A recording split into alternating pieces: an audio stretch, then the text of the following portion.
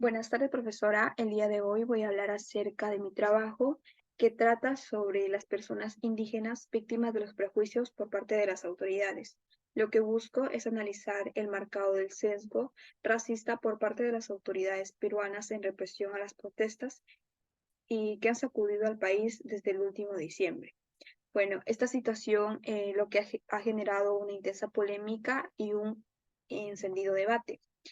Este movimiento fue provocado por el juicio político y el arresto del expresidente Pedro Castillo, el cual venía siendo una representación de aquellas comunidades campesinas marginadas o olvidadas. Eh, y ha causado la profunda insatisfacción por las condiciones de vida y la desigualdad en el país. Ante este escenario, la Defensoría del Pueblo, Amnistía, acusa al gobierno peruano de discriminación, ya que habría hecho uso desproporcionado de violencia por parte de las Fuerzas Armadas hacia las poblaciones indígenas, originando que desde el inicio de las protestas un 80% del total de las muertes fueron registradas en personas indígenas. La problemática de desigualdad humana en el Perú no es un tema de hoy, no es un problema que se puede ver hoy en día en la televisión. Es un problema, es un desafío por el cual venimos luchando durante toda nuestra historia y al cual hoy en día las comunidades marginadas vienen queriendo hacer escuchar su voz, queriendo salir a las calles ejerciendo este derecho a libertad y reunión pacífica, pero han conseguido una respuesta violenta. Ante este incidente surge la siguiente controversia. ¿Consideras que las autoridades peruanas marcaron un sesgo racista durante la represión de las protestas? Yo considero que sí. A continuación defenderé mi postura basándome en temas de democracia, sobre el Estado de Derecho de Gisela Fernández Rivas Plata y Gustavo Zambrano Chávez, Ciudadanía Intercultural, por el Ministerio Cultura del Perú. En primer lugar, considero que las autoridades sí marcaron un sesgo racista durante la represión de las protestas porque se está atentando contra la democracia, el principio de legalidad y libertad de expresión. Como bien todos sabemos que existe mucha incertidumbre por la rotación de los presidentes y otros funcionarios electos, lo cual surge un malestar social en varias regiones marginadas, por ejemplo, en Ayacucho y Puno. La discriminación y la desigualdad, como ya lo mencioné hace un momento, es un sesgo que ya está marcado en nuestra historia y lo cual sigue siendo un límite para poder eh, contraer estos derechos básicos de salud, vivienda y educación, los cuales generan las protestas para que las poblaciones olvidadas sean escuchadas y para que éstas puedan lograr el cumplimiento de las normas y sus derechos. En este caso, la Amnistía Internacional ha realizado un análisis acerca y ha tomado como parámetros la concentración de protestas y el número de muertes, teniendo así un registro que las autoridades sí habían actuado de una forma racista contra aquellas poblaciones históricamente discriminadas y que no han respetado la participación de comunidades en procesos democráticos convencionales. Al respecto, los autores Plata y Chávez en el año 2010 señala en la siguiente explicación. Por ello, es pertinente reconocer al Estado de Derecho como la ley del más débil, como la limitación al poder de quien podría, en el ejercicio del mismo, abusar de él. De hecho, con esta afirmación, los autores nos dan a entender que el propósito del Estado de Derecho está destinado a favorecer a las personas más vulnerables y menos influyentes en la sociedad, lo que significa que por medio de las leyes, las instituciones deben garantizar el límite de abuso del poder por parte de las autoridades que conllevan a una dictadura donde no se acepta la opinión y la participación de estas. Por otro lado, también debemos tener en cuenta el principio de legalidad y libertad de expresión para poder proteger los derechos y las libertades individuales.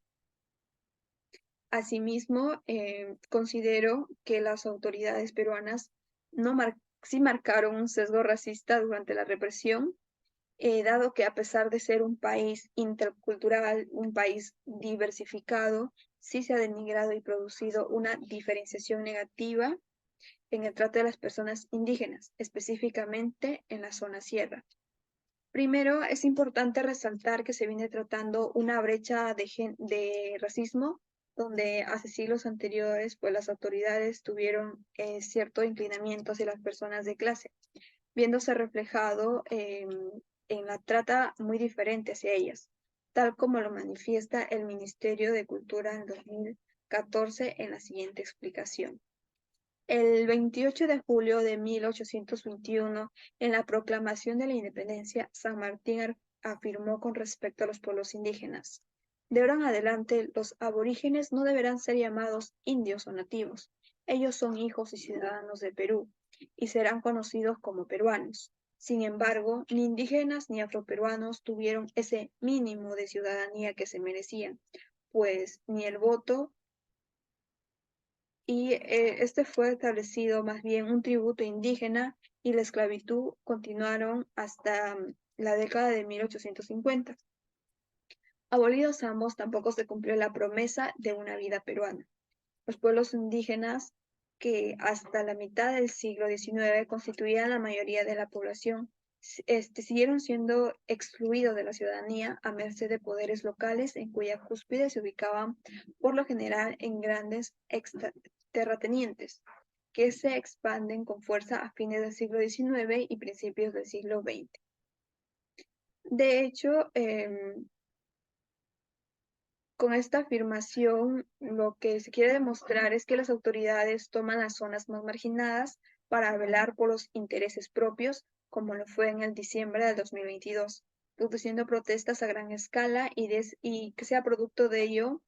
la muerte de muchas personas indígenas, entre ellas inocentes que no estaban involucrados. Este es el caso de John Eric Enciso Arias, de 18 años, quien falleció el 12 de diciembre en la localidad de Andahuaylas, que fue víctima de la represión estatal, donde varios policías dispararon en dirección donde se encontraba en John sin haber utilizado él ningún tipo de violencia. Según la investigación, las Fuerzas Armadas dispararon munición real durante al menos 7 horas dentro y alrededor del aeropuerto, y a veces persiguiendo a los manifestantes o dispararon en dirección a quienes ayudaban a los heridos. Lo que se logra ver hoy en día es que a las personas indígenas se les arrebata la vida, tan solo por querer conocer y dar a conocer sus opiniones y hacer valer sus derechos a la libertad de expresión. Dicho de otro modo, la gran crisis de los derechos humanos que enfrenta el Perú ha sido alimentada por la estigmación y la criminalización y el racismo contra los pueblos indígenas y las comunidades campesinas que hoy salen a la calle a luchar por el derecho de libertad de expresión. Puedo concluir que considero que las autoridades peruanas sí marcan un sesgo durante la represión de las protestas, ya que atentan contra la democracia y porque a pesar de ser un país intercultural, sí se ha venido denigrando y producido una diferenciación negativa en el trato a las personas indígenas. Es necesario crear una concientización en la población como en las autoridades para evitar discriminación en cualquier persona desde una perspectiva de respeto y tolerancia. También es importante promover la igualdad y oportunidad para todas las personas.